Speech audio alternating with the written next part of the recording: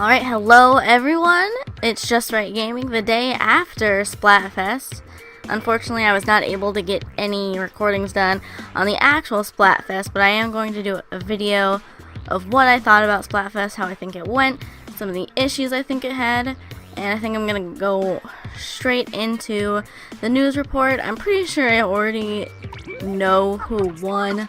I'm fairly confident that the less popular Mayo won, similar to how the least popular one would win in the last Splatoon. So playing, I was actually Ketchup, and I did play enough to become a Ketchup queen, and I feel fairly confident that Mayo took this one. But let's see who was the most popular. It was definitely Ketchup. That might be the worst. I don't remember which Splatfest has. That might have been the worst percentages in Splatfest for how unbalanced it was. Alright. That, to be honest, that kind of seemed like a weird, two weird categories to put together. It seemed like obviously one was going to be more popular than the other. But anyway, yes, Ketchup definitely was more popular. And when that happens, usually what comes along with it is a lot of lower level players get mixed in with groups of higher level players, which tends to lead to a lot more losing. So often what also happens is that people who just really want to win will pick the least popular option because they feel like that one has the most chance of winning. And basically how my battles were broken down to, I would say 60% of the time I was just facing off against other Ketchup teams. 30% of the time I was going up against Mayo, and then I only won like half of those. So only 15% of my battles I actually won and counted towards the actual Splatfest. So, and again, an actual fairly big issue with that was I was getting into situations where there would be like the Mayo team, and it would be composed of like levels 30s and 20s, and then our team would be me, some people in their teens, and then someone who hadn't even reached level 10. So there was definitely a misbalance in the level and skill on a lot of the Ketchup teams, and I only played solo, so I don't know how the teams win. So I'm pretty sure that Mayo won, but let's just see what the damage is. Oh, that was not nearly as bad as I thought it was gonna be. Wow, that's actually kind of impressive. Well, I guess I did just tell you guys that I won half of the Mayo battle, so I guess slightly less than 50% is actually fairly accurate to what I said. But anyway, that's actually interesting. I don't know who won then. I'm pretty sure Mayo still wins because that was a high enough margin. Oh, they're doing it differently now. Oh, that's really weird. Why would you... Okay, so solo battles and team battles, those seem like very similar. Like, that almost seems like it's the same category.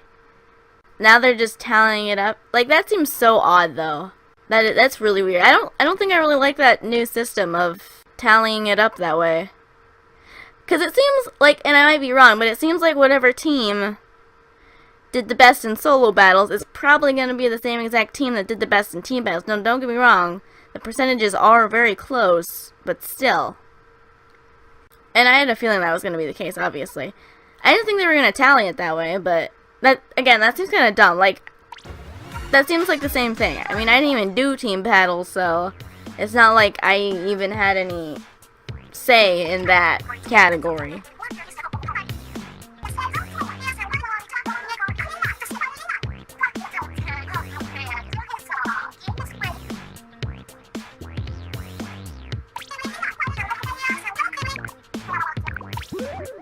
Alright, well that's all there was about Splatfest.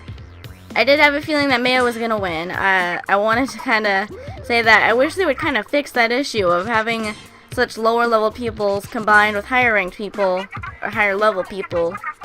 Then you're going up against just a high, like, all levels 20s and 30s when you're up against Mayo.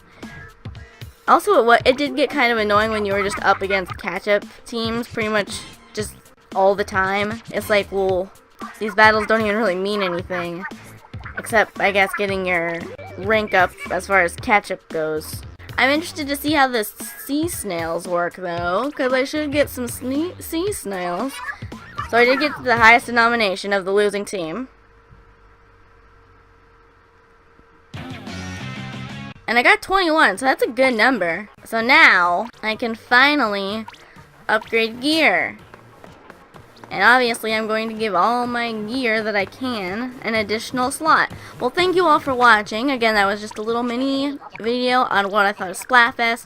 Oh, something that I didn't even mention was that a lot of the battles, like, they would turn on a dime. Like, there was quite a few battles where our team was completely, like, annihilating. Like, the kind of annihilation that in Splatoon 1, you would just be done. Like, it would be over at that point. But in Splatoon 2, people, like, it is possible to make just a huge comeback to the point where you can actually just lose in the last 30 seconds of the match. And I think the reason that happened a lot was obviously because we did have lower leveled people on a lot of our teams, and, you know, if, you know, the two higher level people end up dying, and then, like, all that's left is them, they're probably gonna die too, and it would just lead to entire teams dying at once, kind of at the very last moments. Then the other team would just win.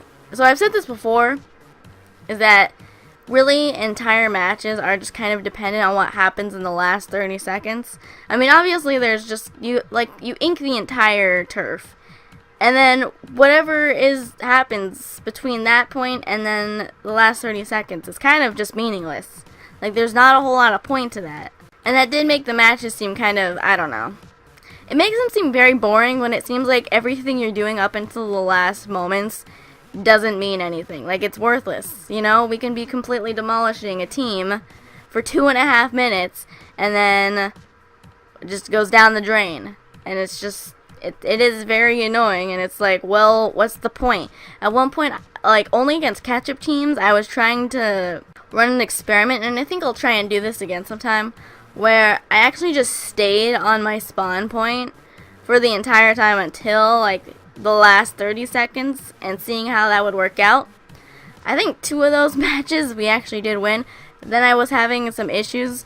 I don't know if it was saying that I was having communication errors because I was standing still for so long, or if my internet was actually so spotty. So that is probably something I will do in the future, just to kind of point out, they made the stages so tiny that it seems like Turf Wars isn't even, it's not even really about inking the turf anymore. It's just about getting kills.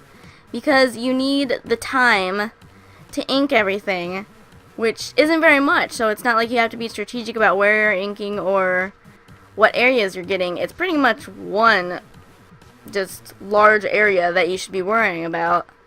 And then in order to make sure that the other team doesn't come ink your stuff, is just kill them. So it's really all just kills. It's not, the maps are not big enough to really merit the kind of turf wars that was in Splatoon 1, which I do think is kind of unfortunate. You do have this game that's, you know, supposed to be all about something other than getting kills like in other shooter games, and now Turf Wars is literally just kills. I mean, it might be different for lower level people, but with higher level people, and as was shown in Splatfest, the team that usually got the most kills was the team that would win. Just because that's how it works, you know? You ink up the very little turf that you have, and then you keep everyone else off your land, essentially, by shooting them. I mean, never before in a Splatoon Turf Wars match have I seen snipers be a viable option. But lo and behold, Splatoon 2, in all its glory, has made that a possibility. Anyway, I'm going to stop rambling. Thank you all for watching. Go ahead and check out some of my other Splatoon videos if you would like. Or some of my other videos in general if you'd like. Or other videos on the YouTubes. Anyway, goodbye.